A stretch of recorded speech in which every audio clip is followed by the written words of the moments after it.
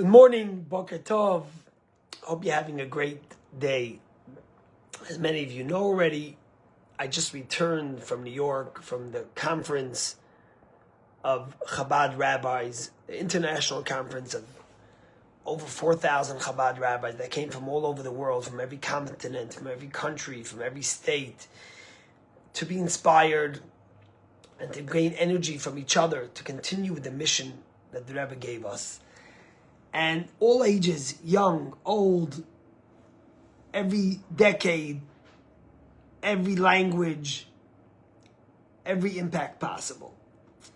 And I want to share with you one story, and hopefully over the next few days, a few things that really touched me beyond at this banquet. But before that, a little Torah thought. This week's Torah portion begins the story of Isaac. And the Torah portion that begins, Eile Toldot Yitzchak, these are the offsprings of Yitzchak, the son of Abraham. Abraham gave birth to Isaac.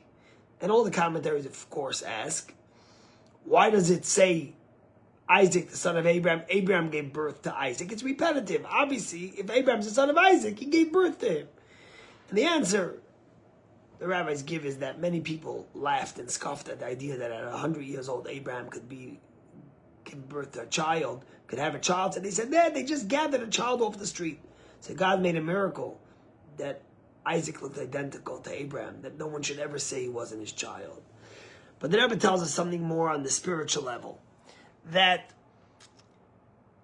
what it means is like this, that how do we know that we're the offsprings, that we're God's children, is when we look and behave as God would want us, when we're similar in our looking, when we look identical to the mission that God gave us.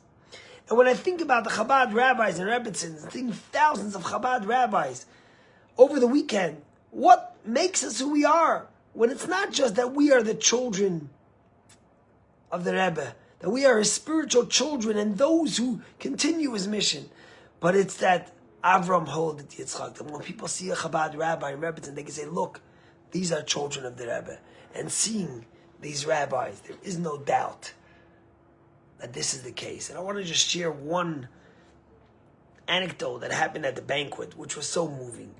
So the banquet is the culmination of the convention, and it takes place in New Jersey. There's 6,500 people there, rabbis and lay leaders, just to see the sheer management it takes to give a dinner to 6,500 people is unbelievable. But they had different speakers. And at a certain point, this rabbi from Nes Tziyona in Israel got up and spoke about 10 years ago when his son developed a rash all over his entire body.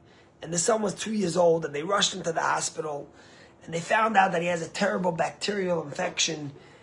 And they didn't even know if he was going to survive. And he was praying and praying. And at the end, his son survived. But unfortunately, they had to amputate his 2 legs.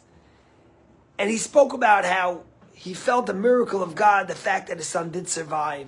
And although it was such a challenging time, they saw it as a purpose, as a mission. And they knew that if God gave them a child who would have no legs, then there was some way he could overcome that and grow even greater and impact the world. And then his son came up, this young little child who's 10 years old now, walking on prosthetics.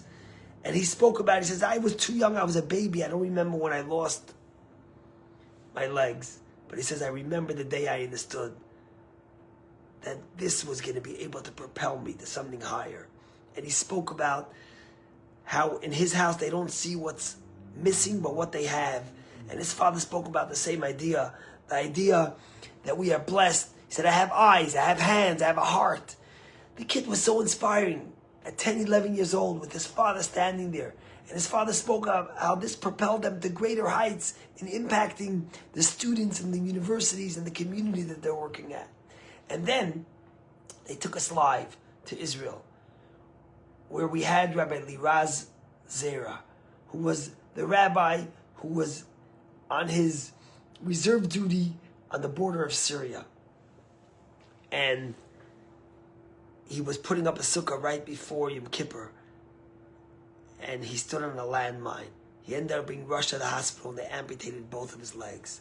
And he spoke from Israel. And he said something very powerful.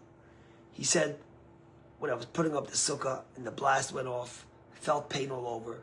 And suddenly these people rushed to help me. And I heard them say on the radio that there's one casualty and he lost both of his legs.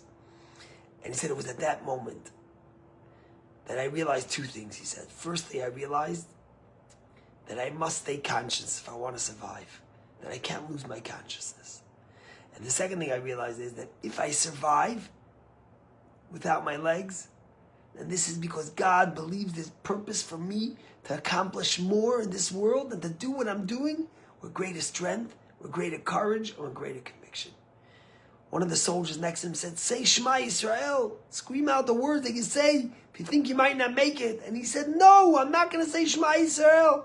I'm not ready to leave this world. I will survive and I will continue doing my mission. And he said he kept on saying chapters of Psalms the whole time. He stayed in the hospital for a couple of weeks. And then when he came home, he went straight back to his mission in Jerusalem, impacting students in the universities. And he said, now my purpose is much stronger because I realized that if God gave me new life, I could dance even without legs. I could impact even with my injuries and inspire others. And when I saw these two people speak and then they spoke to each other, everyone stood up. People were crying. Adults, children, grandparents, to be inspired by these people who showed so much courage and strength and continue to be a light, an even greater light on the world around them. Spreading faith, spreading commitment to Judaism, inspiring others to become closer. I understood the verse that says, Eila told Yitzchak ben Avraham, these are the offsprings of Isaac the son of Avraham. Avraham holidet Yitzchak. Abraham gave birth to Isaac.